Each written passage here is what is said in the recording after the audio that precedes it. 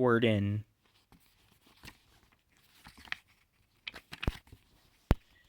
This is a story about Gordon the Big Engine. He was a very proud engine who always thought he knew best, but then one day something happened to make him realize otherwise.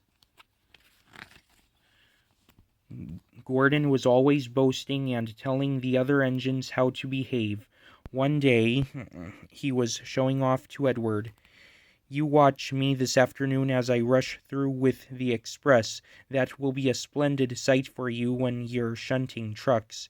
And before he puffed away, Gordon said, "Don't play around with the trucks, Edward. It isn't wrong, but we just don't do it."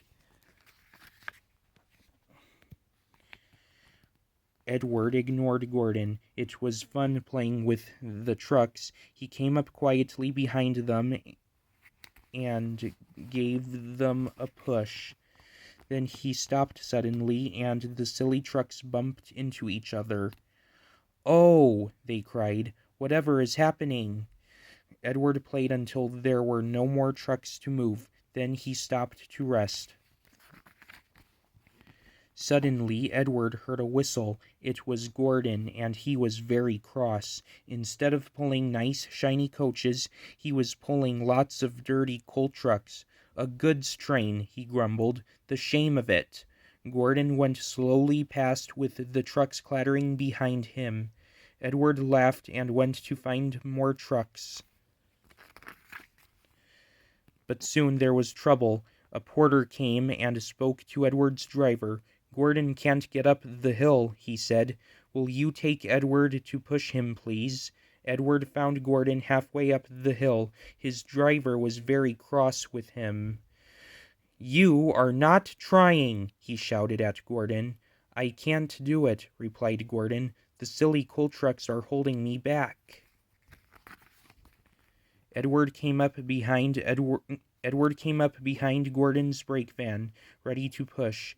"You will be no use at all," huffed Gordon. "You wait and see," replied Edward. The guard blew his whistle, and Gordon tried to pull forward as Edward pushed him as far as he could.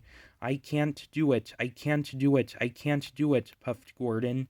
"I will do it, I will do it, I will do it," puffed Edward. Edward pushed and puffed with all his strength, and before long Gordon was at the top of the hill. "I've done it," he said proudly, forgetting all about Edward pushing behind, and Gordon ran on to the next station without stopping to say thank you. But the fat controller didn't forget to thank Edward. The next day he was given a beautiful coat of blue paint with red stripes. Gordon hadn't learned his lesson. He still boasted and told the other engines how to behave. Now it was Henry's turn. "Henry whistles too much," said Gordon. "Respectable engines don't whistle loudly at stations. It isn't wrong, but we just don't do it." Poor Henry felt sad. "Never mind," whispered Percy. "I like your whistling." The next morning, as Gordon left the shed, he called to Henry. "Goodbye, Henry. Be sure and remember what I said about whistling." Later that day, Henry took a slow train to Edward's station. "Hello, Henry," said Edward. "I was pleased to hear your happy whistle yesterday." "Thank you, Edward," smiled Henry. "Shh! Can you hear something?" Edward listened. Far away, but getting louder and louder, was the sound of an engine's whistle. "It sounds like Gordon," said Edward, "but Gordon never whistles like that." But it was Gordon. He came rushing down the hill at a tremendous speed. Gordon's whistle valve wouldn't close, and he was whistling fit to burst. He screamed through the station and disappeared. "Well," said Edward, looking at Henry, "it isn't wrong, but we just don't do it," chuckled Henry, and Edward laughed. Meanwhile, Gordon screeched along the line. People came out of their houses. Fire engines set off to find the fire, and old ladies dropped their parcels in shock. The noise was awful. Porters and passengers held their ears. The fat controller held his ears, too. "Take him away," he bellowed, "and stop that noise." Still whistling, Gordon puffed sadly away. He whistled as he crossed the points. He whistled in the siding. Gordon was still whistling as the last passenger left the station. Then two fitters climbed up and knocked Gordon's whistle valve into place, and at last there was silence. Gordon slunk into the shed.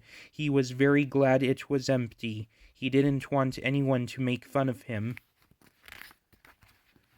Later that evening the other engines came back. "It isn't wrong," murmured Edward, "but we just don't do it." And all the engines laughed, apart from Gordon. From then on, Gordon was a much quieter, humbler engine. Well, for a few days anyway. The end. This book was based off of Edward and Gordon from the Three Railway Engines and Gordon's Whistle from Henry the Green Engine.